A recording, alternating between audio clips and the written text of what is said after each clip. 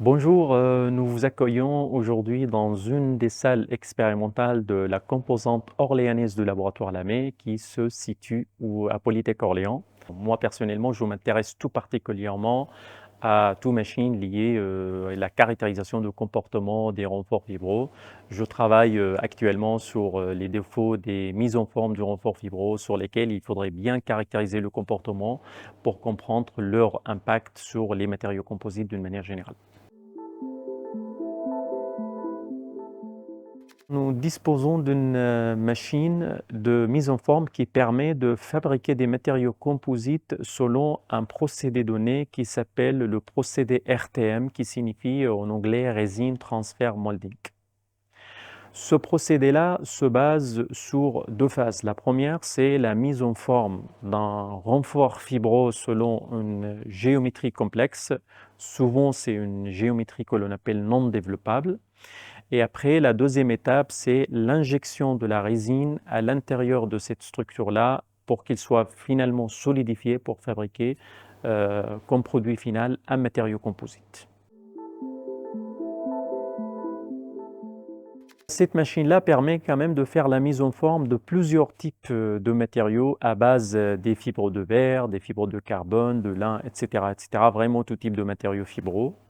Par contre, pendant l'étape de la mise en forme, il y a des défauts qui sont inévitables en fonction du type de matériau, mais aussi en fonction du type de la géométrie donnée. Ces défauts donc restent dans les matériaux composites après l'injection et la question qui se pose aujourd'hui d'un point de vue industriel, c'est à quel niveau ces défauts peuvent impacter le comportement mécanique des matériaux composites. Et donc, pour répondre à cette question, nous avons adopté une nouvelle méthodologie qui dépend de la génération des défauts maîtrisés avec des dimensions et amplitudes connues déjà. Et à partir de ces défauts, on va procéder maintenant à fabriquer des matériaux composites avec les défauts. Et ces matériaux-là, on les compare avec des matériaux composites sans défaut.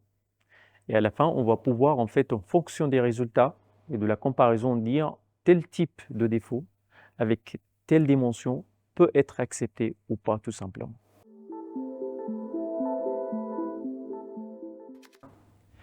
Et donc, ce procédé-là est important parce qu'il fabrique des matériaux composites avec des géométries complexes. Et ces matériaux-là sont généralement beaucoup plus légers que les métaux, mais beaucoup plus résistants également.